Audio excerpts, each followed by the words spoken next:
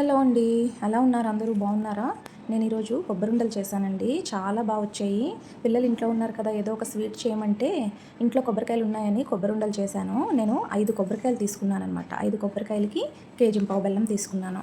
కేజీంపావు బెల్లం కరెక్ట్గా సరిపోయింది నాకు. స్వీట్నెస్ అయితే చాలా కరెక్ట్గా ఉంది. తక్కువ తినే వాళ్ళైతే పావు కిలో తగ్గించి కేజీ బెల్లంతో చేసుకోవచ్చు.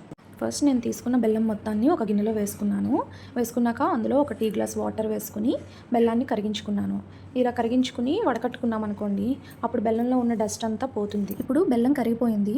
నేను కొబ్బరుండలు ఎందులో అయితే చేయాలనుకుంటున్నానో ఆ గిన్నె పెట్టుకున్నాను స్టవ్ మీద. పెట్టుకుని ఎప్పుడైనా మనం కొబ్బరుండలు చేయాలనుకునేటప్పుడు అడుగు మందంగా ఉండే గిన్నె మాత్రమే పెట్టుకోవాలి. లేదంటే మనము దాన్ని వేపుతూ ఉంటాం కదా, ఉండేటప్పుడు అడుగు అంటేస్తుంది. అంటేసేటప్పుడు మనకు ఆ కొబ్బరి ఫ్లేవర్ అంతా పోతుంది అనమాట. టేస్ట్ రాదు కొబ్బరుండకి. సో కంపల్సరీ దలసరిగా ఉన్న పాత్ర మాత్రమే వాడాలి. బెల్లం చూడండి, పాకం వస్తుంటే ఎంత బాగుందో కదా, చూడడానికి తినేయాలనిపిస్తుంది. చూస్తుంటే మంచి ఫ్లేవర్ కూడా వస్తుంది బెల్లం మరుగుతూ ఉండేటప్పుడు. ఈ ఉండలకి కొంతమంది బెల్లంలోనే కొబ్బరిని కూడా వేసేసి దగ్గరైన తర్వాత ఉండ చేస్తారు.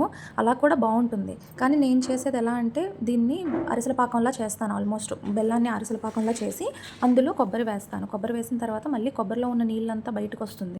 ఈ విధంగా కొబ్బరిలో ఉన్న నీళ్ళంతా బయటకు రావడం వల్ల బెల్లం పాకం మళ్ళీ పలచబడుతుంది. పలచబడిన తర్వాత ఇందులో ఉన్న నీళ్ళంతా దగ్గరగా అయిపోయే వరకు మనం దగ్గరుండి కలుపుకుంటూ చూసుకోవాలి. లేదంటే ఇంకొకసారి అడుగంటేసిందంటే మనం చూసుకోకుండా ఉన్నామంటే మాడు వాసన వచ్చేసి కొబ్బరుండక టేస్ట్ ఉండదు. మనం ఇంత కష్టపడి చేసి వేస్ట్ ఇంకా. సో మనం దగ్గరుండి కలుపుకుంటూ చూసుకోవాలి. ఇంకా మనం ఎప్పుడైనా కొబ్బరుండలు చేసేటప్పుడు ముద్ర కొబ్బరికాయలతోనే చేయాలి. అప్పుడే ఆ టేస్ట్ వస్తుంది. ఈ ముద్ర కొబ్బరికాయలకు వచ్చేసరికి అందులో ఆయిల్ కూడా ఉంటుంది కాబట్టి ఈ ఉండ దగ్గరకు పడే కొద్దీ ఆయిల్ కూడా రిలీజ్ అవుతుంది. మనం కలుపుతూ ఉంటే గిన్నె నుంచి సెపరేట్ అవుతుంది అనమాట. చూస్తున్నారు కదా, ఈ విధంగా సెపరేట్ అవుతుంది. మనం కలుపుతూ ఉండాలి, కాకపోతే లేదంటే అంటుకుంటుంది ఖచ్చితంగా. అది దగ్గర పడిన తర్వాత మనం వండ చేస్తే, ఈ బెల్లం ముందుగా మనం పాకం చేసి అందులో కొబ్బరి వేసాం కాబట్టి, మీలో చాలా మందికి తెలిసే ఉంటుంది, కాటు బెల్లం అంటారు, సాగుతూ ఉంటుంది. అలా ఉంటుందన్నమాట ఈ కొబ్బరి ఉండలు. ఇలా ఈ విధంగా చేస్తే ఇప్పుడు ఒక గిన్నెలో చిన్నది వేసుకుని ఉండవుతుందో లేదో చూసుకోవాలి, ఉండ కడుతుందో లేదో.